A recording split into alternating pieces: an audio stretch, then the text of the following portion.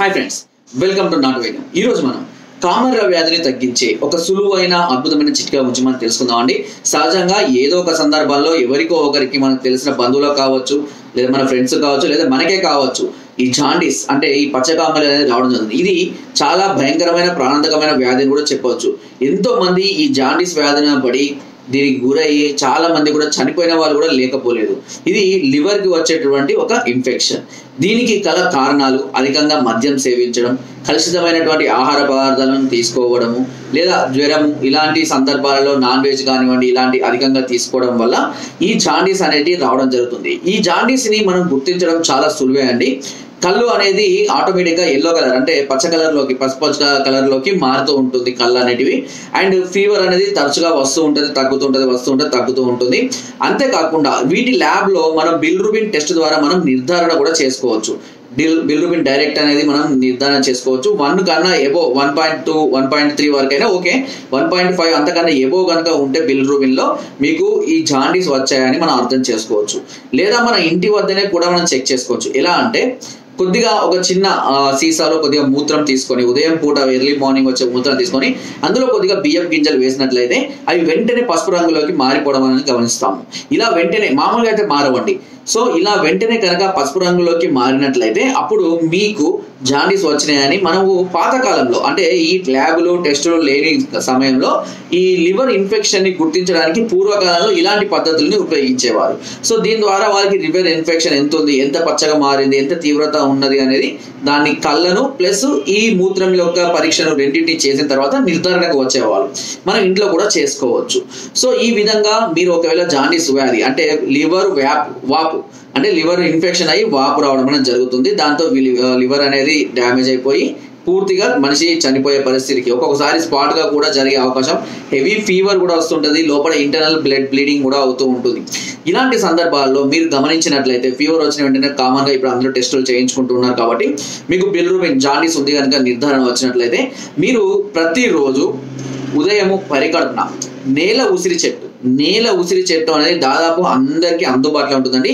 దీనికి మనం ఆకుల కింద చిన్న చిన్న ఉసిరికాయలు అంటే చిన్న చిన్న కాయలు ఉంటాయండి. అలా ప్రతి ఆకు కింద ఒక ఆకుకి ఇలా కాడ వస్తుంది కదా, కాడకు ఆకులు ఉంటాయి కదా, ఆ కాడ వెంబడి చిన్న చిన్న కాయల్లాగా వస్తాయండి. మీరు ఒకవేళ గూగుల్లో కూడా సెర్చ్ చేయవచ్చు, నేల ఉసిరి అంటారు దాన్ని. ఈ నేల ఉసిరి చెట్టు మనకు దాదాపుగా అన్ని ప్రాంతాల్లో, నీరున్న ప్రాంతాలు అంతటా కూడా అవైలబుల్గా ఉంది. సిటీలలో కూడా లభిస్తాయండి. కొంచెం అంటే చెట్లున్న ప్రాంతాలకు వెళ్తే కనుక ఎక్కువగా నీళ్లున్న ప్రాంతాల్లో అధికంగా పెరుగుతుంటాయి, వర్షాకాలంలో కూడా అధికంగా ఉంటాయి. సో ఈ నేల ఉసిరి చెట్టును సమూలంగా తీసుకొని వచ్చి వేర్లను తీసేసి కాడతో సహా మెత్తగా దంచి, ఓకేనా, ఒక 15 ml ఈ రసాన్ని ఉదయం పూట పరికడపనే తీసుకోవాలి.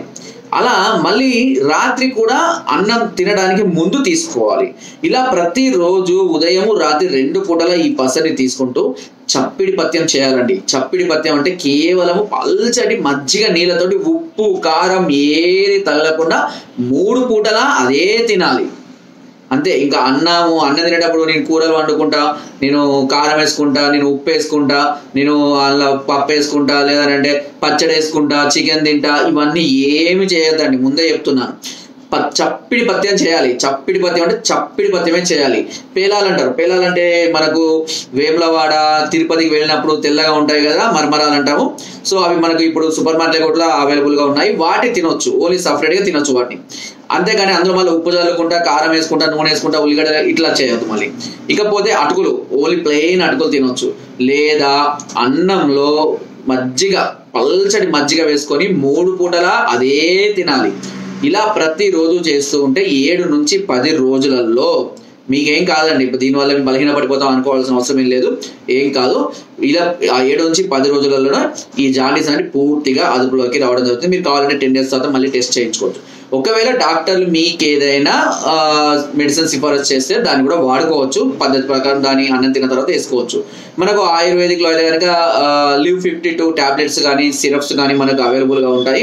జాండెక్స్ టాబ్లెట్స్ కానీ ఇవి కూడా అవైలబుల్గా ఉన్నాయి. మీరు ఆయుర్వేదిక్లో కూడా మాత్రలు వాడుకోవచ్చు. అవి వాడుకుంటా దీన్ని కూడా కంటిన్యూగా వాడుకుంటూ ఉన్నట్లయితే సిరప్స్లో వచ్చేసి మనకు భృంగరాజ సావా అని సిరప్స్ లభిస్తూ ఉంటాయి. లేదా యశోద బస్పం లాంటివి దాపిస్తూ ఉంటాయి. కొన్ని బస్వాలు ఉంటాయి. అంటే మీరు ఇవి చెప్తే ఏం చేస్తారంటే డైరెక్ట్గా పోయి కొనుకొచ్చుకొని వాడతారేమో అని మా భయం.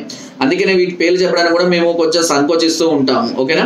సో అలా కాకుండా ఫస్ట్ మీకు సమస్య ఉంటే ఒకసారి ఆ రిపోర్ట్స్ మాకు పంపించండి. దానికి తగ్గట్టుగా మీకు ట్రీట్మెంట్ అవసరమా లేదా డైరెక్ట్ మీరే వాడుకోవచ్చా అనేది కూడా మేము చెప్తూ ఉంటాము. దాని ప్రకారం ఫాలో అవ్వండి. ఎందుకంటే చాలా చాలా చాలా డేంజర్ వ్యాధి ఇది. ఓకే, అంత సివియర్ లైట్గా తీసుకునేటువంటిది కాదు. ఓకే, కాబట్టి ఒకసారి మమ్మల్ని సంప్రదించండి. కింద స్కోత నెంబర్స్కి ఫోన్ ద్వారా, వాట్సాప్ ద్వారా, కింద డిస్క్రిప్షన్ మా యొక్క అడ్రస్ కూడా నేరుగా వచ్చి మమ్మల్ని సంప్రదించి మీ అన్ని రకాల సమస్యలకు సలహాలని, సూచనలు, మెడిసిన్స్ కూడా పొందవచ్చు. అండ్ మీరు రాలే పరిస్థితుల్లో సమస్య తెలియజేసి మెడిసిన్ కూడా తెప్పించుకునే అవకాశం నాట్ వెల్ ఛానల్ మీకు అందిస్తుంది.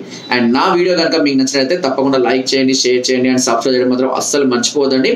అండ్ కింద డిస్క్రిప్షన్ మన గ్రూప్ లింక్ ఉంటుంది. లింక్ ద్వారా జాయిన్ అవ్వండి. మరెన్నో అద్భుతమైన చిట్కాలని అందులో ఎప్పటికప్పుడు పొందుపరుస్తూనే ఉంటాను. Thank you.